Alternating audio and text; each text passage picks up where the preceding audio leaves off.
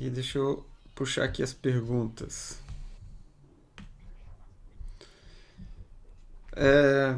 A primeira pergunta que eu recebi foi a seguinte: em determinado momento da videoaula, foi mencionado que o tubo de Pitot deve ser posicionado. Eu acho que várias pessoas perguntaram isso, tá? Foram pelo menos umas duas ou três perguntas no mesmo sentido. Foi mencionado que o tubo de Pitot deve ser posicionado de maneira estratégica. Quais os lugares mais comuns e a precisão das medidas feitas por esse equipamento, uma vez que P0 varia em diferentes pontos da fuselagem? Bom, primeira coisa, sobre a pergunta, né? P0, na verdade, se você está assumindo o escoamento isentrópico, o P0 vai ser igual em todo o escoamento. Não, se não tem choque, não tem por que P0 ser diferente. Lembra, P0 é pressão de estagnação. E eu já vou aproveitar para explicar um pouco essa diferença entre pressão de estagnação, pressão estática e pressão dinâmica. A pressão de estagnação é a pressão que resulta se você pegar um fluido que está em movimento, por exemplo, e trazer ele de forma isentrópica para o repouso. Então é um processo físico em que você pega o escoamento e traz ele para o repouso de forma isentrópica, tá? Essa é a definição de pressão de estagnação. Inclusive, a pressão de estagnação, você pode pensá-la como uma propriedade no escoamento. Você não necessariamente precisa realizar esse processo. Então, se eu tenho um determinado escoamento, eu posso, para cada ponto no escoamento, eu posso falar de pressão de estagnação. Quando vocês estudarem escoamentos compressíveis e na presença de choques, vocês verão que a pressão de estagnação antes de um choque é diferente da pressão de estagnação depois do choque. Mas eu posso caracterizar o escoamento através dessa variável chamada pressão de estagnação. É um processo fictício, por exemplo, em que para definir essa propriedade, eu posso imaginar um processo fictício em que eu trago o escoamento do estado dele de movimento para o repouso de forma isentrópica. Tá? Então, essa é a definição de pressão de estagnação. A pressão estática é uma pressão que é medida em uma superfície que é paralela ao escoamento. Então, ela é uma pressão que é resultante do movimento aleatório das moléculas se chocando contra essa superfície. Isso seria a pressão estática. Tá? E a pressão dinâmica, ela é, na verdade, a pressão dinâmica ela é definida como sendo a pressão dinâmica é definida como sendo 1 meio de ρ v ao quadrado. Simplesmente é uma definição. Eu posso eu posso definir pressão como nesse caso eu posso fazer determinadas definições e essa é uma definição conveniente que é usada. Você define a pressão dinâmica como sendo justamente 1 meio de ρ v ao quadrado. Então isso seria a diferença para escoamentos incompressíveis ao longo de uma linha de e em víscidos você pode falar em que a pressão dinâmica mais a pressão estática é igual à pressão total, mas isso é só para esse tipo de escoamento, tá? Então escoamentos em gerais você não pode dizer isso. Escoamentos compressíveis em geral você não pode falar sobre isso, estabelecer essa relação. Ela é só válida para escoamento quando você pode aplicar a equação de Bernoulli. Então é importante que vocês tenham essa clareza, tá? Então essas são as três definições de pressão que geralmente são adotadas. O tubo de Pitot, ele mede a pressão de estagnação, porque esse processo de desaceleração do fluido na entrada do tubo de Pitot, ele é aproximadamente isentrópico, tá? Isso que a gente estava falando anteriormente. Então, isso é a finalidade do tubo de Pitot, é medir a pressão de estagnação, e se for um tubo de Pitot estático, é medir a diferença entre pressão de estagnação e a pressão estática. Então ele tem que ser posicionado de uma forma em que ele não interfira, que o avião, vamos dizer assim, ou a fuselagem não interfira muito com o escoamento. Tá? Se você está medindo só a pressão estática, você pode fazer uma tomada de pressão na própria fuselagem da aeronave, só que ela tem que ser pensada de tal forma que ela não seja, que a região ali do escoamento não seja muito afetada pela presença da fuselagem. Então não é algo necessariamente trivial. Eu não tive tempo de, vamos dizer assim, investigar esse assunto mais a fundo para saber se são feitas tomadas de pressão na fuselagem, onde são feitas, mas o meu conhecimento é que, em geral, tem que ver que tipo, se o tubo de Pitot é mais usado é o tubo de Pitot estático, porque se for um tubo de Pitot estático, ele já mede ali no próprio local onde... O tubo de Pitot, ele geralmente está na parte dianteira, assim, de aviões mais modernos, ele está na parte dianteira. Você talvez veja em algumas aeronaves, no nariz da aeronave, tem às vezes tubo de Pitot ali que são visíveis, e outros sensores também. Tá? Então é interessante observar isso. Se você porventura for embarcar no avião e tiver acesso você pode dar uma procurada aqui, por exemplo, em alguns aeroportos, hoje não mais, mas até há pouco tempo o aeroporto de Florianópolis, sempre o embarque nos aviões era feito através de escadas e você tinha que caminhar em cima de onde na mesma parte onde o avião estava parado. Então você conseguia observar o avião de perto. Eu acho que no aeroporto de Joinville ainda é assim, no aeroporto de Joinville. Mas de toda forma, tem também imagens que vocês podem procurar. Mas esse é o meu entendimento sobre essa pergunta aí que foi feita. Tem uma outra pergunta aqui, sobre túneis de vento. Em relação aos túneis de vento, quando usadas miniaturas em escala para testes, isso a gente geralmente chama de modelo, tá? E o objeto em escala, que não é de produção em série, a gente chama de protótipo. Então, em túneis de vento, quando usadas miniaturas em escala para testes, obtendo, por exemplo, coeficientes de arrasto e sustentação para perfil de asa, é necessário redimensionar os dados obtidos para o projeto em escala real? Se sim, como é feito o processo? Basta utilizar a proporção entre a miniatura e o projeto real? Isso é uma boa pergunta.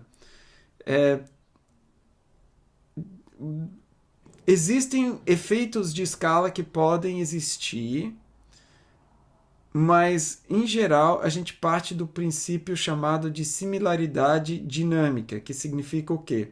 Significa que se você tem um problema físico e você coloca todos os problemas, as equações governantes, você pode adimensionalizar essas equações e, geralmente, nesse processo, você produz ou você obtém alguns parâmetros adimensionais. Um desses parâmetros adimensionais, que a gente vai falar sobre ele nessa semana, na videoaula que eu postei hoje, é o número de Reynolds.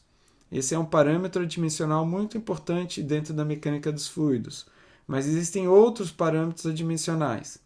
E se você tem dois problemas diferentes, por exemplo, um escala real e outro escala reduzida, e os problemas são geometricamente semelhantes, ou seja, eu tenho a mesma proporção geométrica entre os dois modelos, e além disso, os parâmetros adimensionais forem os mesmos, a gente tem algo chamado de similaridade dinâmica, ou seja, a gente pode sim, as variáveis adimensionais elas serão as mesmas, basicamente, na forma adimensional. Então, basicamente, você determinando o coeficiente de arrasto e sustentação, que são sim parâmetros adimensionais, você pode usar esses mesmos valores para o modelo em tamanho real.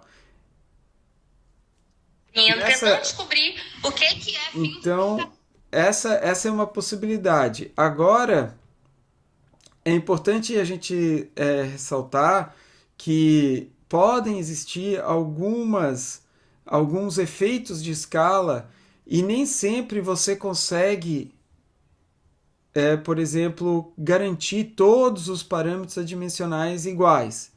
Então você vai ter uma similaridade dinâmica parcial, vamos dizer assim, tá? Então, por exemplo, existem problemas em que constantes como a aceleração da gravidade são não dificilmente você consegue reduzir a aceleração da gravidade, por exemplo. Então, ele vai ter a mesma magnitude na escala reduzida e na escala real, de tal forma que às vezes o parâmetro dimensional relacionado a essa escala, a esse, por exemplo, a constante gravitacional, a aceleração da gravidade, vai ser difícil de, de igualar nos dois experimentos, tá?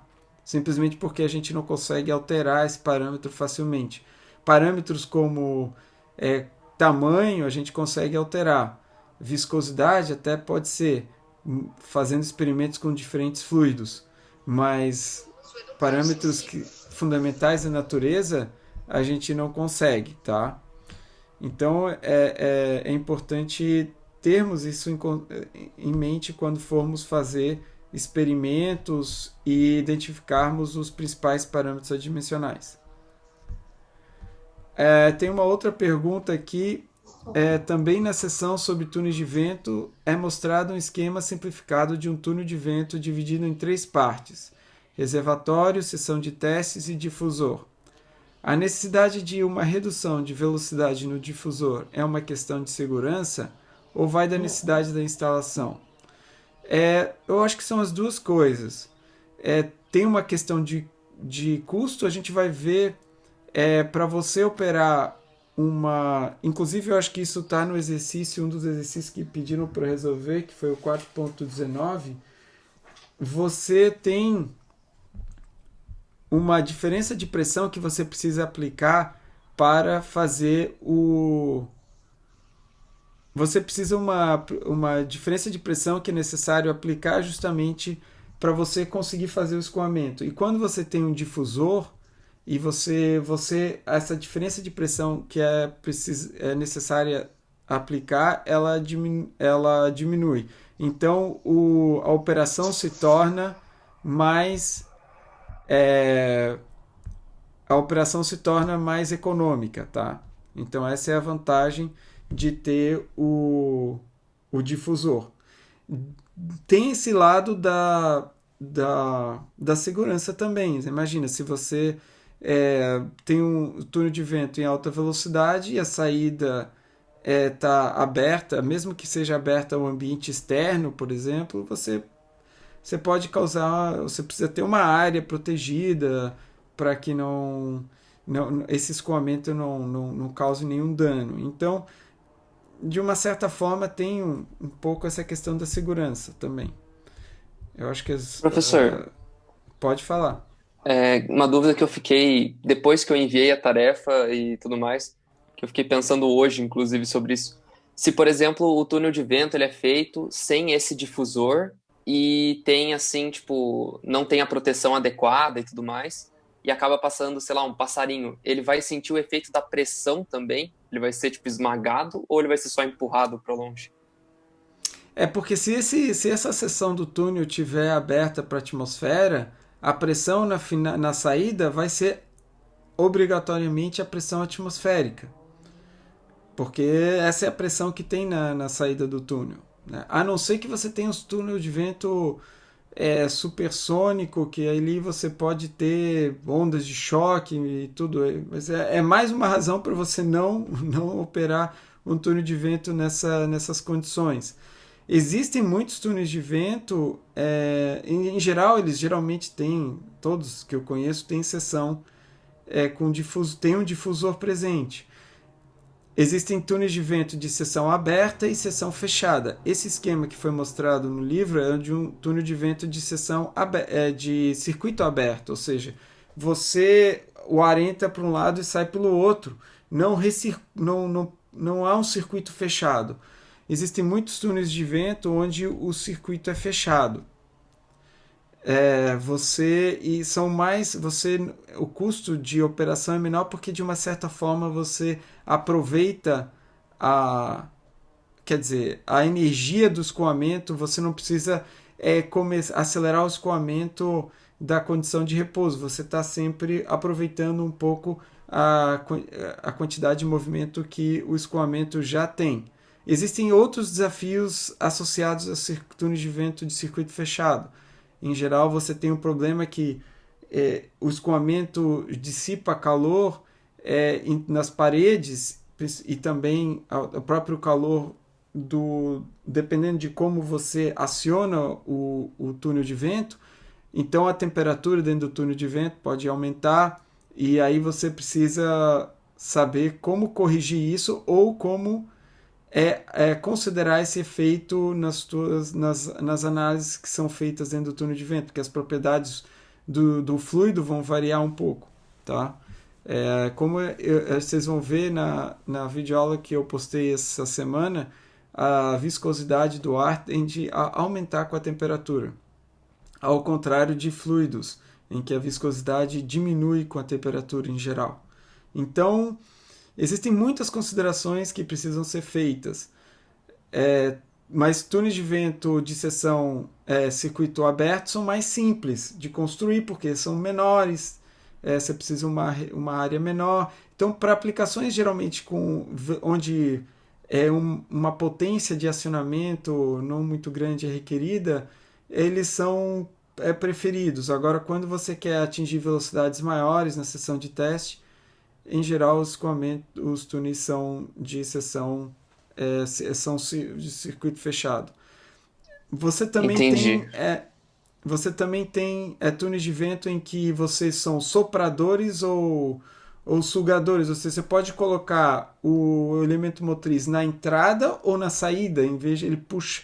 Em geral, os que têm o elemento de sucção, assim, vamos dizer, são mais silenciosos, eles têm uma qualidade de escoamento menor, porque você está colocando o elemento que está criando o escoamento depois da sessão de teste e não antes da sessão de teste.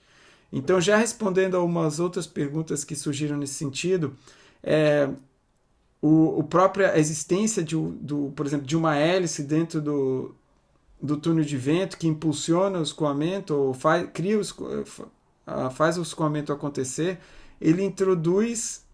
essa hélice introduz perturbações no escoamento,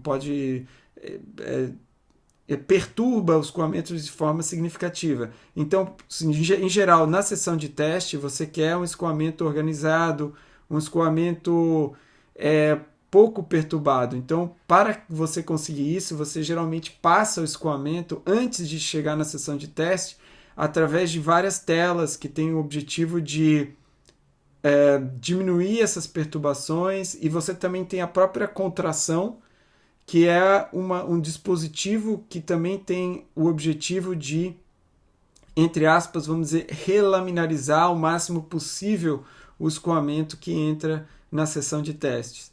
Em geral, você quer que o escoamento na sessão de testes tenha o menor nível de turbulência possível, tá? Porque você quer estudar, na verdade, em geral, como que o objeto que você está investigando no túnel de vento vai interagir com o escoamento bem comportado, tá? E então isso é um dos principais objetivos dentro do túnel de vento, ou uma das coisas que você tem que fazer quando você começa a trabalhar com túnel de vento é caracterizar o escoamento dentro desse túnel sem nenhum objeto dentro dele, só para entender quais são os níveis de turbulência que existem nesse túnel de vento. Por exemplo, tem túneis de vento que são construídos especificamente com o objetivo de estudar fenômenos acústicos, e eles têm toda uma série de exigências específicas. Então, dependendo do túnel de vento dependendo do objetivo da sua pesquisa, para que o túnel de vento vai ser usado, você tem que ter mais cuidados ou menos cuidados com certos aspectos, tá? Então, existe uma variedade muito grande de túneis de vento.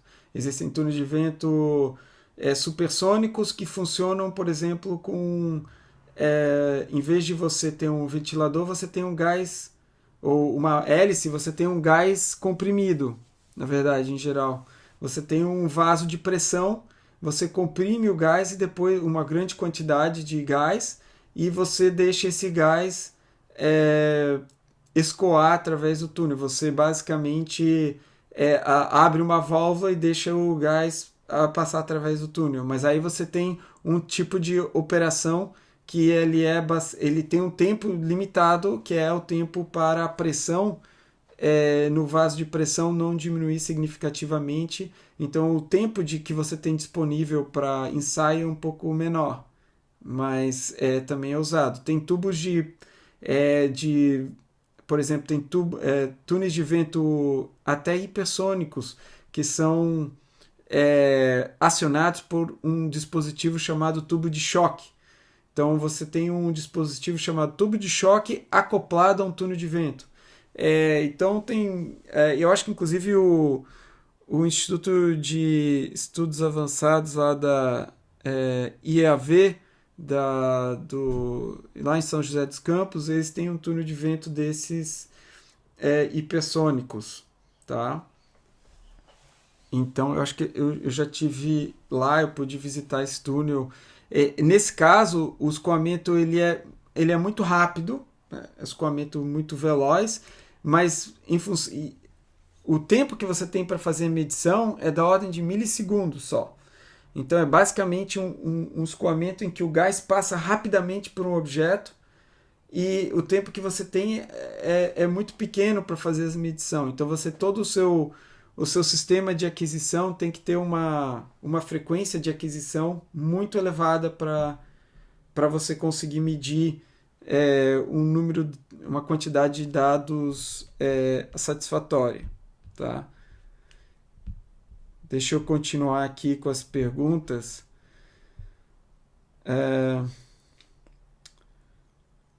Como visto na seção 4.11, para diferentes regimes de Mach, é necessário diferentes calibrações do tubo de Pitot. No caso de aeronaves que operam em diferentes regimes, desde subsônicos até transônicos e supersônicos, é necessária a instalação de mais de um tubo de Pitot ou é possível calibrar apenas um de diferentes maneiras para regimes diferentes? É uma boa pergunta, viu? Eu acho que eu não tenho uma resposta definitiva sobre isso. Não sei. Eu acho que não acho que você precisa de um tubo de Pitot para diversos regimes. É que hoje em dia eu acho que muita dessa calibração pode ser feita de forma digital. Antigamente não era assim, né? Você tinha uma calibração mecânica mesmo.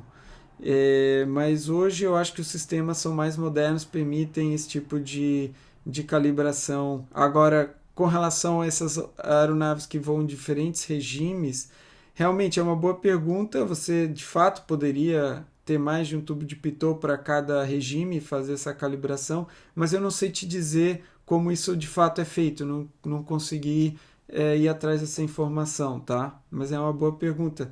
E quem fez a pergunta pode pesquisar para a gente, trazer essa informação também. Deixa eu ver aqui.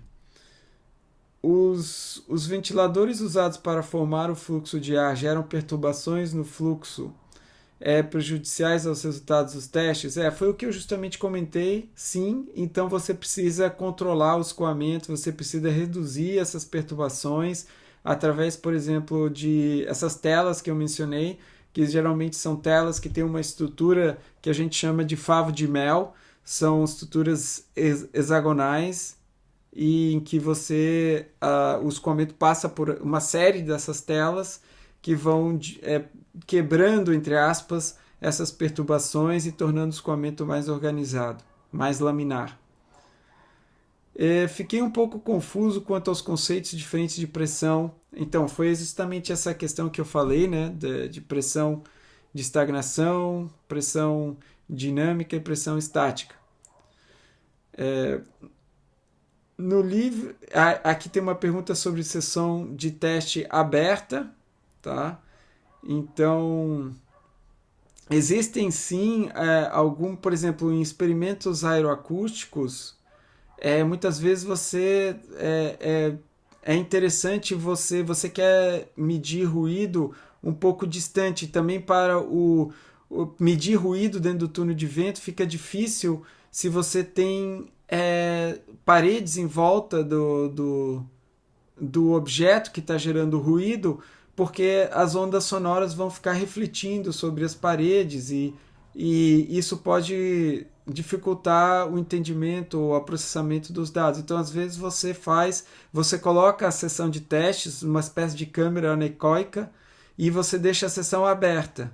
Mas nesse caso, aí, ou se você quer trabalhar com velocidades mais baixas, não deve apresentar um problema muito grande. Agora, se você vai trabalhar com velocidades altas, com medição, com sessão aberta, aí você tem, são instalações bastante especializadas, tá?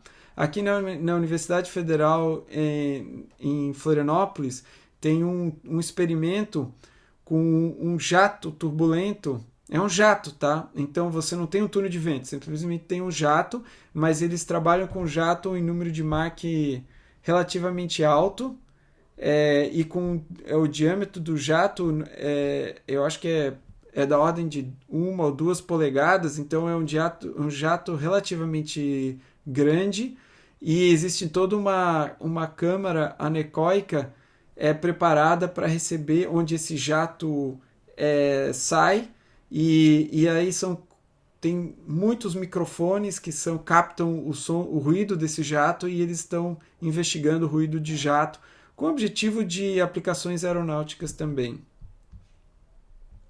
E esse escoamento justamente acontece através da expansão de um gás comprimido, que tem um vaso de pressão com uma pressão elevada que é aberto, e esse gás então escoa através de uma tubulação que sai num bocal específico para esse tipo de jato. Deixa eu ver aqui. Tem uma pergunta aqui sobre como se forma uma onda de choque. Você poderia explicar?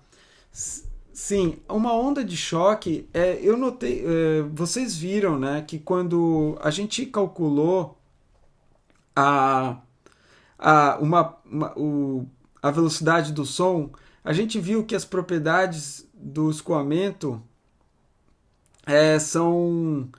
as propriedades dos escoamentos são modificadas um pouquinho com a passagem da presença de uma onda de compressão, que é uma onda de sonora, por exemplo. E a gente viu que essa velocidade do som era proporcional à raiz quadrada da temperatura. Tá? Então, quando você tem uma onda de compressão, a temperatura aumenta um pouquinho depois da onda. Mas assim, é muito pequeno esse aumento. E o gás que está atrás da onda, então, tem uma velocidade de som um pouco maior. Então, se for emitido um som nesse gás pelo qual passou uma onda de compressão anteriormente, a onda gerada, a onda sonora, tende a alcançar a anterior. Então, o que forma uma onda de choque, no final das contas, é um acúmulo de ondas de compressão de menor magnitude numa mesma posição. É uma superposição de um grande número de ondas de compressão, que cada uma delas faria as propriedades variar de uma forma pequena, mas quando elas todas se coalescem, você tem um grande salto em propriedades. Então, se você imagina vamos só para simplificar aqui, imaginar uma bola, uma pequena esfera viajando numa velocidade supersônica. O que acontece melhor, se a esfera viaja numa velocidade subsônica, a presença da esfera, o movimento da esfera no escoamento gera perturbações no escoamento que se propagam em todas as direções. Essas perturbações são perturbações de pressão e elas se propagam com a velocidade do som. Como o escoamento é subsônico e a esfera está numa velocidade menor do que a velocidade do som, essas ondas essas perturbações, elas sempre vão estar se afastando cada vez mais da esfera, porque elas se movem com uma velocidade bem maior do que a da esfera. Agora, se você tem um escoamento em que a esfera se move com uma velocidade maior do que a velocidade do som, o que acontece? A perturbação que ela gera não consegue se propagar à frente dela, porque a esfera tá se movendo com uma velocidade maior que a velocidade do som. Então, o que acontece é um acúmulo de perturbações dessas de pressão na frente da esfera que forma a onda de choque. Então, se você tem a esfera aqui, você acaba formando uma onda de choque na frente da esfera. E essa onda de choque, ela tem um salto de propriedades grande, dependendo da intensidade dela, e ela ocupa uma região muito pequena do espaço, é muito fina. Tá? Os choques são estruturas muito finas. Tanto é que a gente modela elas matematicamente como se fosse uma descontinuidade, um salto, que acontece numa região basicamente infinitesimal. Essa é uma modelagem matemática que a gente acaba usando. Mas, na realidade, ela tem uma espessura finita, só que é muito fina. É da ordem bom, a gente vai depois falar sobre uma grandeza, mas é da ordem da distância percorrida entre as moléculas, entre choques sucessivos das moléculas umas com as outras. Então é coisa da ordem de 10 na menos 5, 10 na menos 6 metros. É algo bastante pequeno. Tá?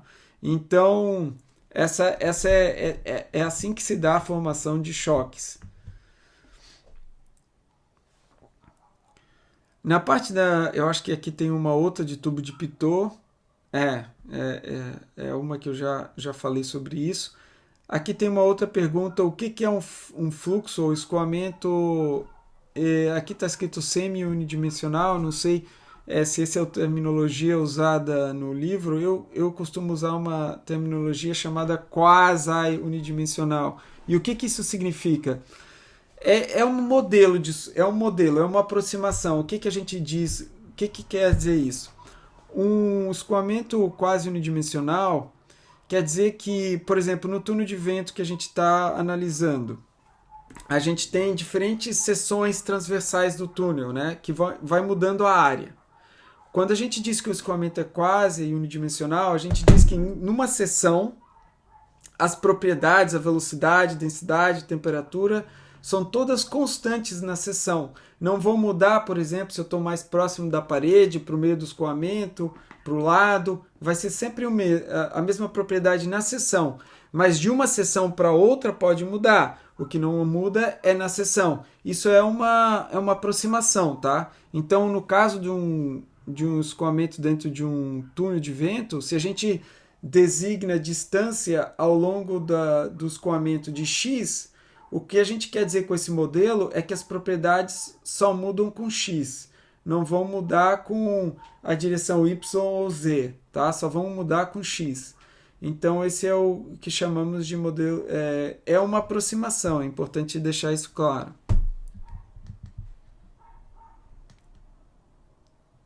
Deixa eu ver aqui.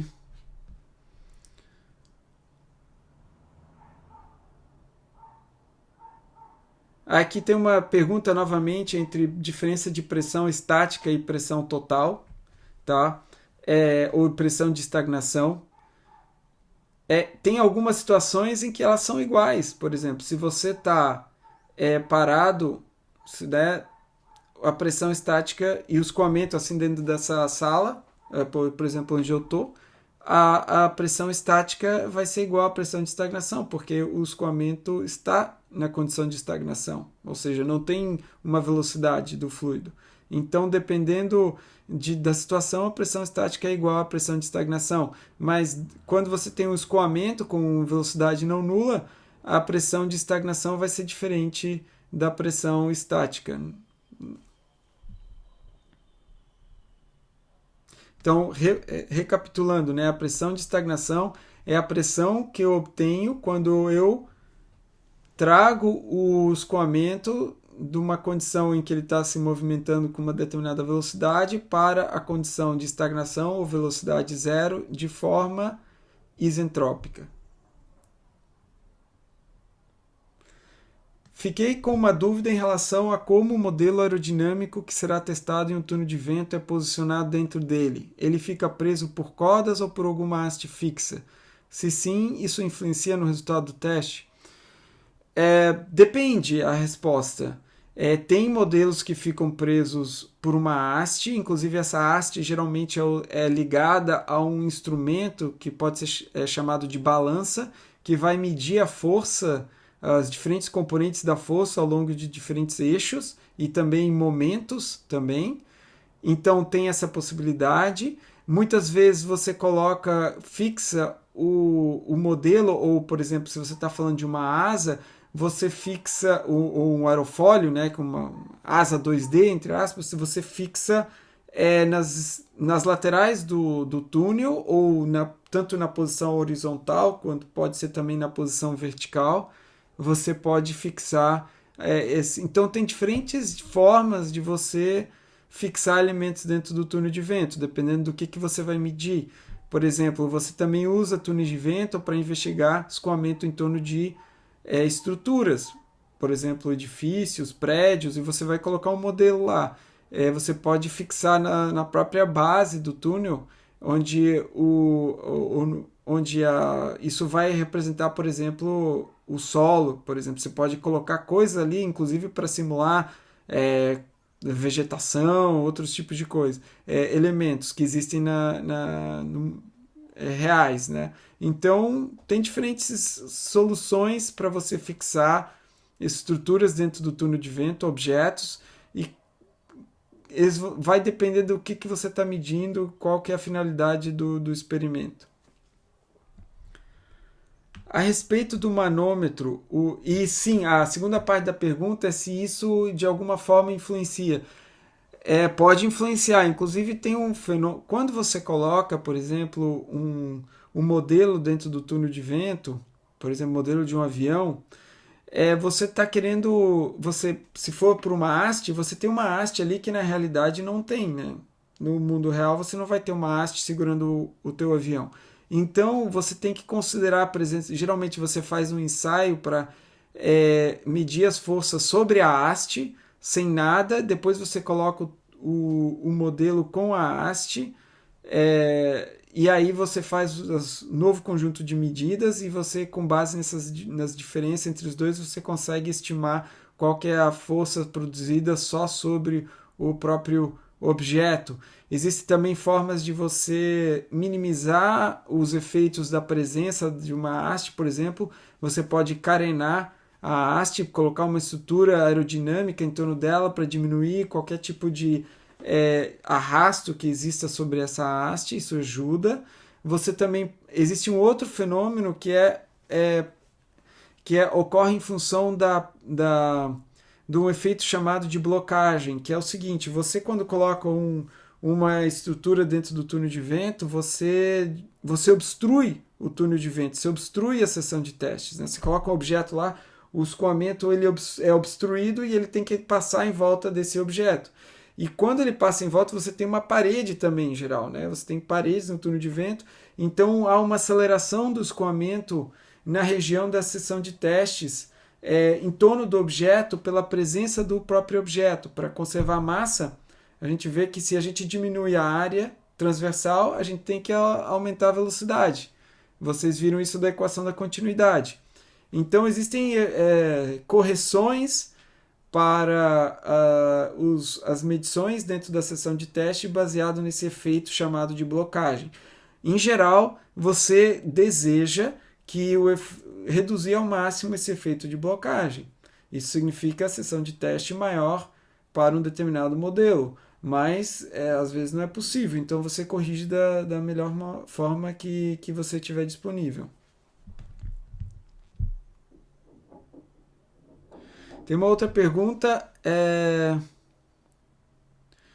a respeito do manômetro, o princípio de funcionamento é o mesmo aplicado aos manômetros utilizados em outras áreas, como em máquinas industriais, ou difere de outros tipos de manômetro? Olha, eu acho que vai depender muito, eu não tenho muito conhecimento sobre isso, mas eu acho que vai depender muito dos níveis de pressão medidos.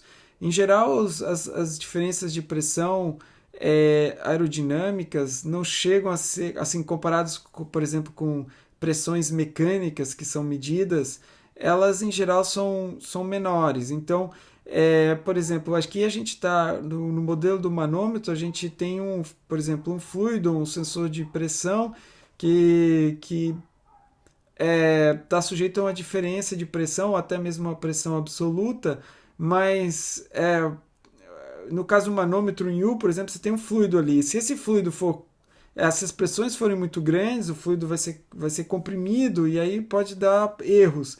Então, eu creio que isso vai depender muito dos níveis de pressão usados. Tá? Eu não tenho um conhecimento muito bom sobre esses dispositivos de medição de pressão em outras aplicações mais industriais. Existe a possibilidade de nos próximos anos programas de computador que programas por computador possam substituir os túneis de vento no projeto de novas aeronaves? De uma certa forma, isso já acontece, né? O número de testes que você precisa fazer hoje em túneis de vento, na etapa de desenvolvimento, já é bem menor do que acontecia no passado, porque hoje você usa, antes de você chegar numa determinada configuração ou geometria, você geralmente faz simulações. Então, muito do processo que é de projeto de iteração, assim, sobre otimização geométrica, você faz isso de forma computacional. E aí, quando você já tem alguma noção do como vai ser da tua geometria que você deseja, já iterou um pouco, aí sim você faz alguns testes, pode fazer testes em túnel de vento.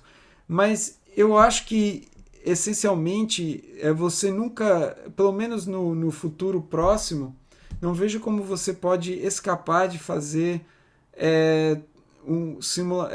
de fazer esse teste em túnel de vento, porque por mais que os modelos computacionais sejam bons, você acaba tendo ele não é exato. O modelo computacional são equações que geralmente são usadas nas simulações, são equações que às vezes têm aproximações, ou você não consegue, por exemplo, solucionar toda a turbulência em torno de um objeto, de uma asa, de um avião, de um modelo, e você usa modelos para representar essa turbulência. E esses modelos não são perfeitos, eles têm problemas, e muitas vezes você não vai obter resultados que não são corretos. Tá? Isso acontece com uma certa frequência. Você obtém um resultado e depois você vai lá e faz o experimento e vê que não corresponde ao experimento.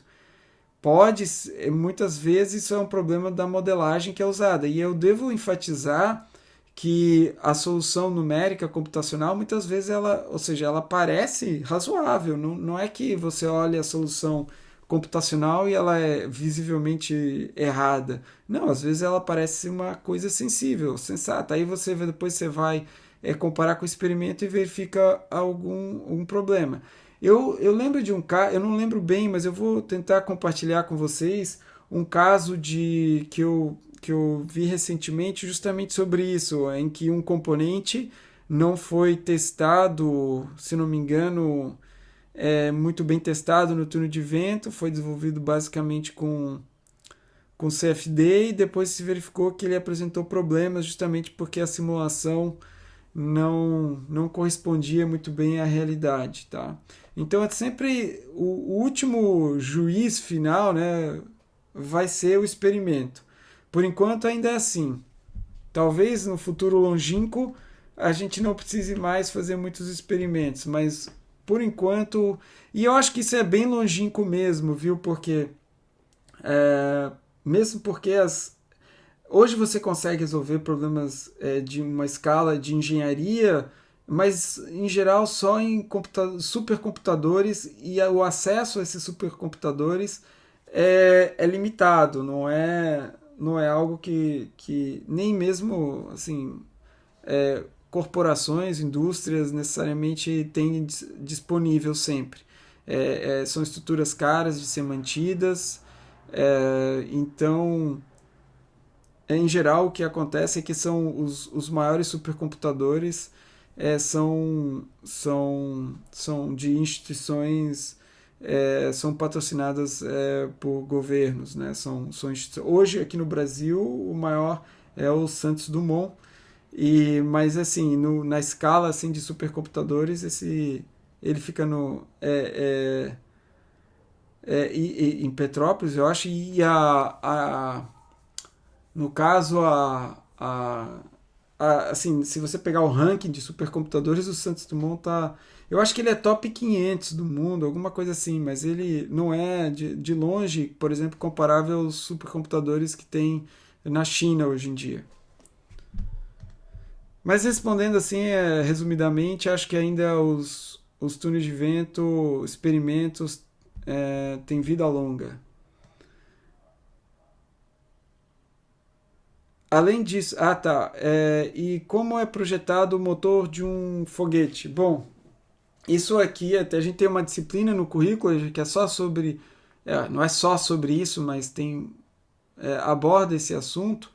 Mas, em geral, respondendo de uma forma sucinta, você primeiro precisa determinar para que serve esse teu motor foguete, qual que é a finalidade dele, né?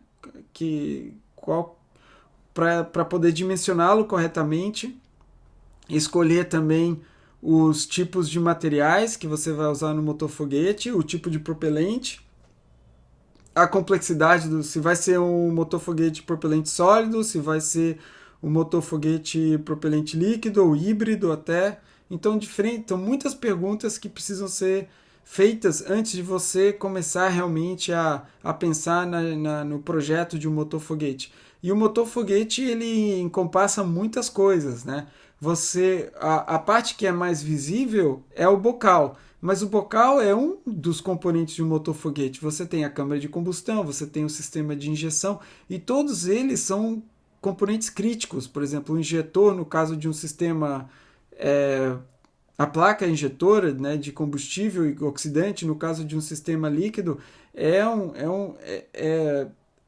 um dos elementos essenciais de um motor foguete. Você tem também todos os sistemas de alimentação, turbobombas, ou se você está falando de um motor foguete propelente sólido, você também tem que se preocupar muito com a forma, a geometria do grão, enfim, tem muitas variáveis e isso vai depender muito da finalidade pretendida para o motor foguete.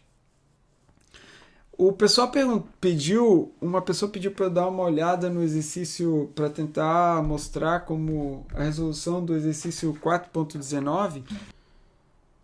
Tá?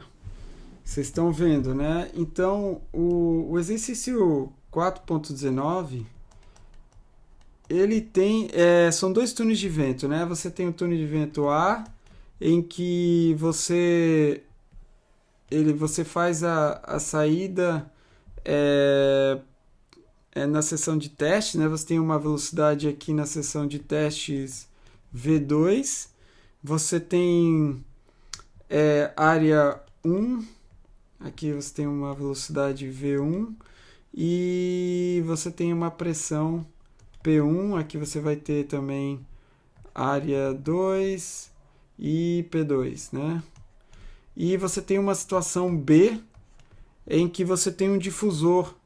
Então, você tem algo assim.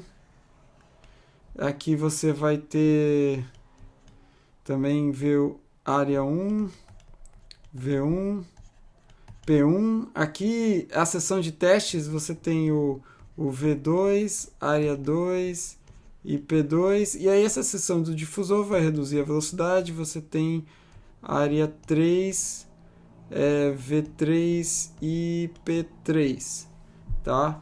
E aí a pergunta é... Bom, uma coisa que é dita no enunciado é o seguinte. Ele fala que é fluxo subsônico de baixa velocidade.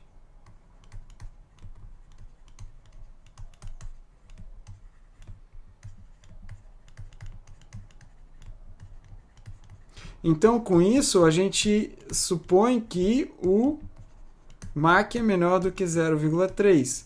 Tá? Então, a gente vai usar isso. Então, a gente vai dizer que o escoamento é incompressível pelo fato dele ser de baixa velocidade. A gente vai também assumir que o escoamento é adiabático e que ele é sem atrito. Então a gente vai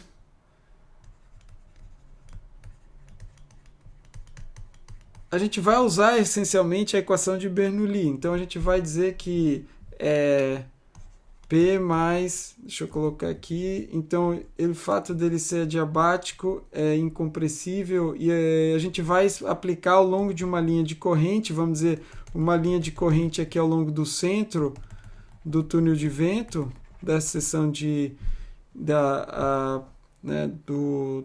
do escoamento, a gente vai então usar a equação de Bernoulli.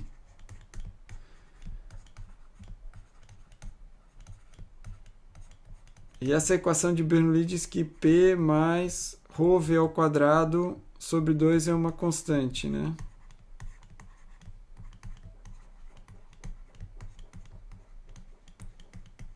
Então, a gente também sabe da equação da continuidade. Para o caso de escoamento incompressível, que ρ é uma constante, que área vezes velocidade também é uma constante. Porque a densidade é uma constante, então não tem que se preocupar com isso muito. Bom, então com isso, a gente, para o caso A, o que a gente sabe? A gente sabe que, por exemplo, da equação da continuidade, eu tenho que, se eu aplicar a equação da continuidade na seção aqui e na seção 1 e na seção 2, eu vou ter que A1 V1 é igual a A2 V2. Eu vou expressar tudo em função de V2, porque V2 é dado. E V2 é a informação que eu conheço, então eu vou colocar aqui que V2 vai ser igual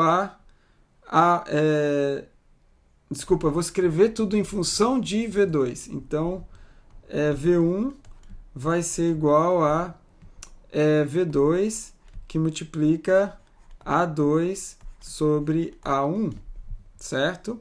E agora eu vou aplicar a equação de Bernoulli entre os pontos 1 e 2. Então, eu tenho que P1 mais ρ V1 ao quadrado sobre 2 é igual a P2 mais ρ V2 ao quadrado sobre 2. De onde eu tenho que P1 menos P2, que é o que eu quero achar, vai ser igual a... Agora eu vou fazer duas coisas aqui ao mesmo tempo, tá? Eu vou colocar ρ sobre 2 em evidência e além disso, eu vou colocar, veja, eu vou ter P1 menos P2 vai ser ρ V2 ao quadrado sobre 2 menos ρ V1 ao quadrado sobre 2. Mas V1 é V2 que multiplica A2 sobre A1. Então, eu vou ter eu posso colocar o V2 ao quadrado em evidência e eu vou ter 1 menos A2 sobre A1 ao quadrado. Então, essa é a equação que eu tenho para a situação A. Tá? Então, agora, se eu for para a situação B,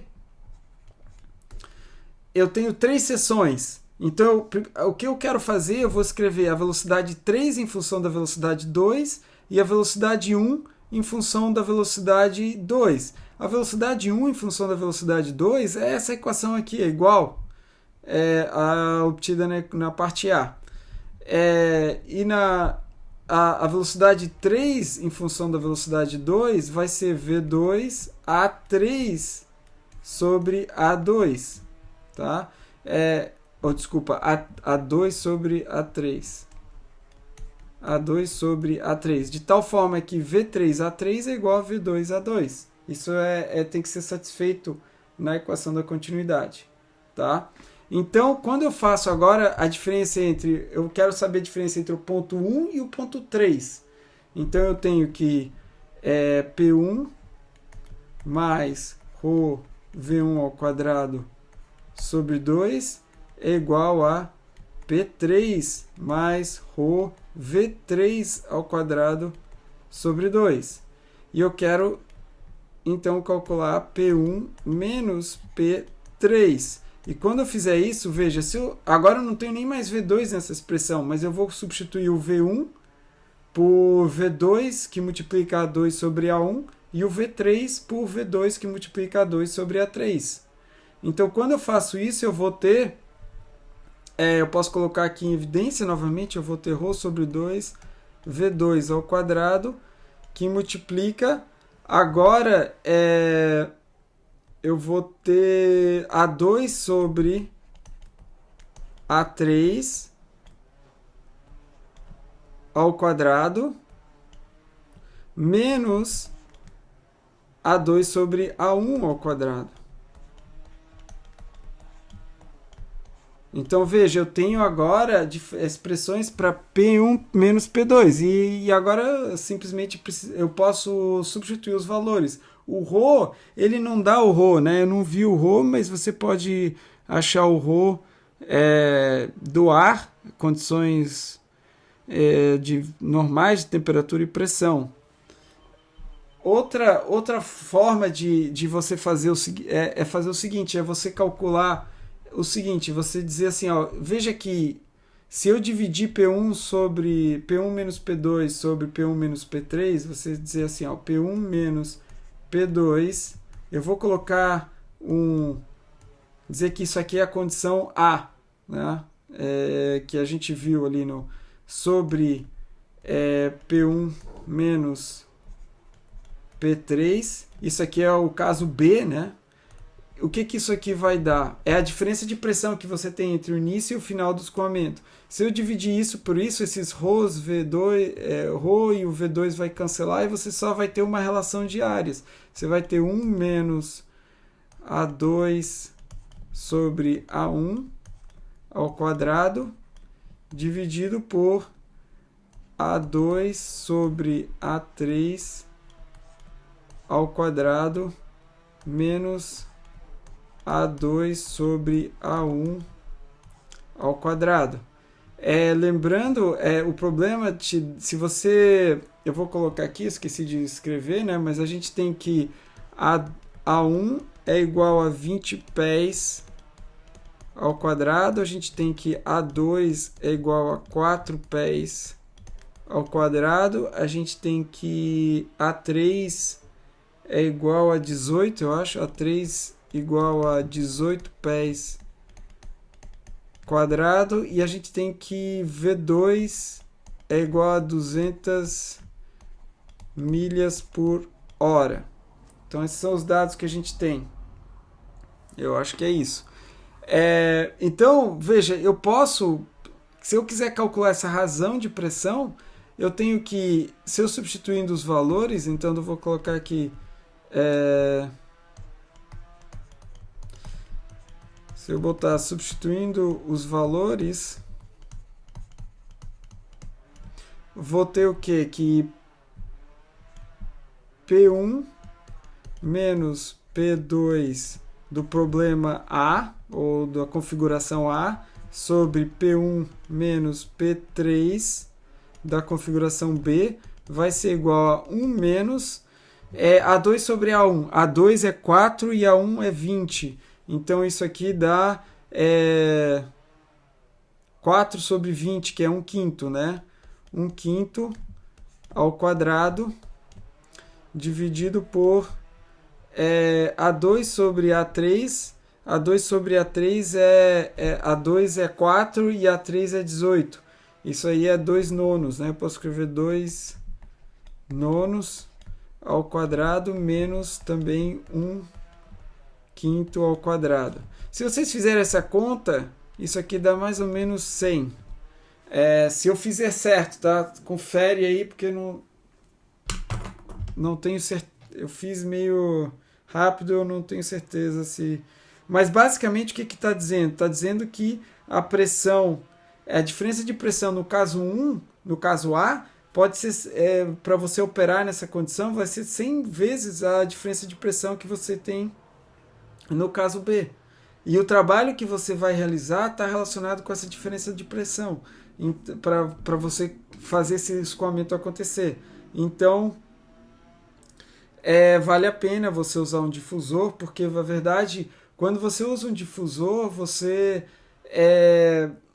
converte, porque o que acontece quando você expande o gás para a região da seção de testes? Você está convertendo, o gás diminui de temperatura e você está convertendo boa parte vamos dizer, da energia de movimento cinética em energia, ao contrário, você está convertendo a pressão em energia cinética de uma certa forma. Isso que é a equação de Bernoulli está dizendo para a gente, né? E aí quando você usa o difusor, você recupera essa pressão. Você diminui a energia cinética e recupera um pouco entre aspas, energia associada à pressão. Então você consegue usar uma diferença menor de pressão para acionar o túnel. Então, se eu fizer as continhas aqui, olha, eu obtive isso mesmo, deu 102. Tá? Eu coloquei aproximadamente 100 para não... Só arredondando assim, né? Só para ter uma ideia da ordem de grandeza. Eu não fiz a conta multiplicando pela densidade para saber o valor em Pascal, né? Porque se você multiplicar pela densidade e usar o valor da velocidade, você vai ter o valor em Pascal. Mas eu fiz essa forma aqui só para mostrar também que muitas vezes você consegue obter uma resposta de um problema quase praticamente, ou seja, quando você trabalha com as equações sem substituir os valores imediatamente, você obtém uma equação algébrica para o teu problema de interesse. E isso é muito mais útil do que você ter uma equação que ficar carregando números ao longo do caminho, entendeu? Então, sempre que possível, tentem não substituir os valores numéricos e usar assim a representação simbólica até você chegar na sua solução final. Aí depois sim, você substitui os valores numéricos para ter uma ideia do que você obtém. Esse procedimento também permite você conferir se as suas equações fazem sentido do ponto de vista dimensional. Ou seja, você numa equação, você sempre tem que somar termos de tal forma que as unidades dos termos sejam iguais. Então eu não posso somar pressão com comprimento, eu tenho que somar pressão com pressão. Eu não posso somar energia com distância, eu tenho que somar energia com energia, distância com distância. Entendeu? Então, quando você olha a tua equação algébrica, na forma simbólica, você consegue conferir as unidades de cada um dos termos da tua equação. Então, se eu for lá e multiplicar ρ, só um exemplo, né? A gente tem pressão aqui nessa equação somada com essa outra coisa aqui, né? Que é ρ V1 ao quadrado sobre 2, que é a pressão dinâmica. Mas elas têm a mesma unidade? Tem. Se você pensar na unidade de pressão, qual que é a unidade de pressão? É força sobre área, né? A gente usa Então, a força é massa vezes aceleração. Então, vamos lá. Massa vezes aceleração, que é L sobre T ao quadrado, que é a aceleração. E eu tô... Então, isso aqui é força. Se eu dividir por área, é 1 sobre L ao quadrado, que é comprimento ao quadrado. Então, essa é a unidade de pressão. A unidade de pressão, em termos das unidades fundamentais, vai ser M sobre T ao quadrado vezes L. Né? Agora, se eu olhar esse termo aqui, ρ V ao quadrado, esquece o 2. O 2 não tem unidade, né? Então, eu não preciso preocupar com 2. Então, o que é a densidade? É massa sobre L ao cubo. E velocidade ao quadrado é L sobre T ao quadrado. Então, veja, isso daqui dá massa sobre T ao quadrado vezes L. É o mesmo resultado que a gente obteve antes. Então, de fato, eu estou somando duas coisas que têm as mesmas unidades, ou as mesmas dimensões. Tá? Então, esse é um exercício que é útil, às vezes, para esse problema aqui não é tão assim, relevante, porque a gente já tem a equação, basicamente, a gente fez pouca manipulação da equação, né? Mas quando vocês encontrarem problemas mais complicados, que vocês têm que fazer uma manipulação maior das equações, é sempre útil conferir que o seu resultado é dimensionalmente consistente. Isso é uma espécie de regra zero que você tem que obedecer. Se você está obtendo um resultado que tem uma dimensão que não é a que você espera, se você está calculando um comprimento e você está tendo como resultado uma área, aí tem alguma coisa errada. Você tem que voltar para a tua equação e ver onde você errou. Ou se você está querendo calcular trabalho e você acha força, tem alguma coisa faltando. Tá? Então eu recomendo isso sempre que vocês forem resolver problemas, que vocês sempre estejam pensando nas unidades, nas dimensões das variáveis envolvidas no problema. Veja, a gente calculou aqui uma razão de pressão, né? Razão de pressão. Então, essa razão de pressão, como são pressão no numerador e pressão no denominador, a equação que resulta não pode ter unidades. E, de fato, todas as aqui são razões de áreas envolvidas.